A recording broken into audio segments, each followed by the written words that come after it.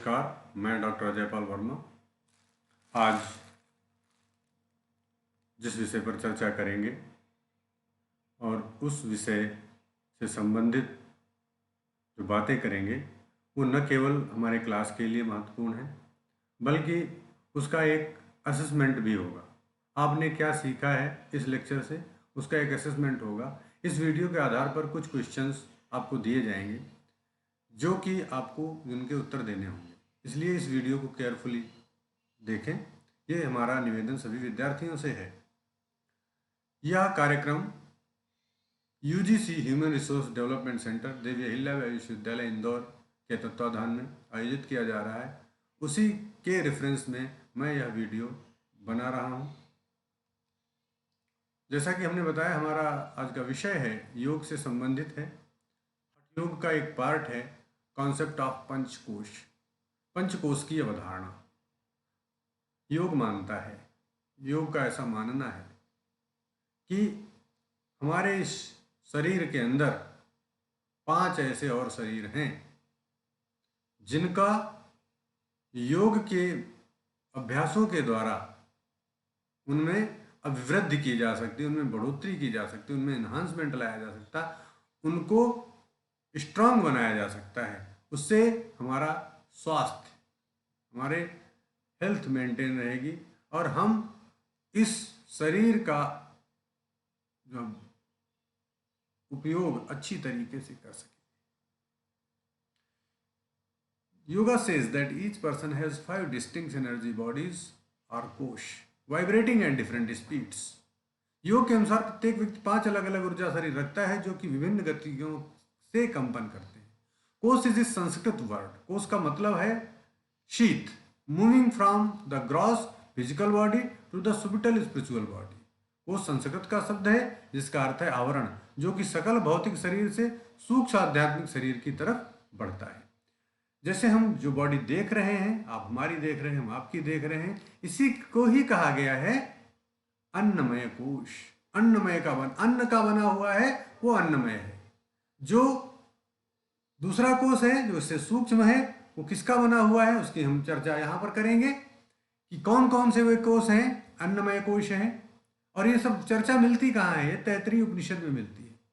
विज्ञानमय कोश है, मनोमय कोश है, प्राणमय कोश है और सबसे अंदर इनर आनंदमय कोश है।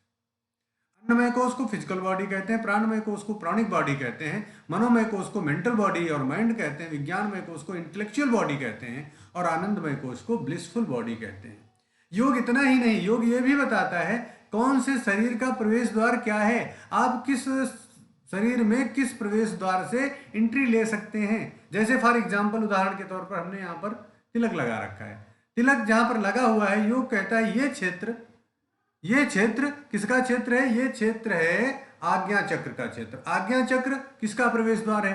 तो हम लोग जनरली एक बात करते हैं, क्या बात करते हैं कि जैसे जैसे हम लोग आगे बढ़ते हैं, एग्जाम्स में जाते हैं, वहाँ पर कम्युनिकेशन में बहुत सारी बातें आती हैं। क्या आता है कि भाई हमें कोई क्वेश्चन नहीं आता है, हम अपने माइंड को हिट करते हैं, यहाँ पर सोचते हैं, विचार करते हैं, और वो सोचना, वो विचार करना, ये किसका काम है? ये हमारे जो आज्ञा चक्र में प्रवेश द्वार है सूक्ष्म शरीर का।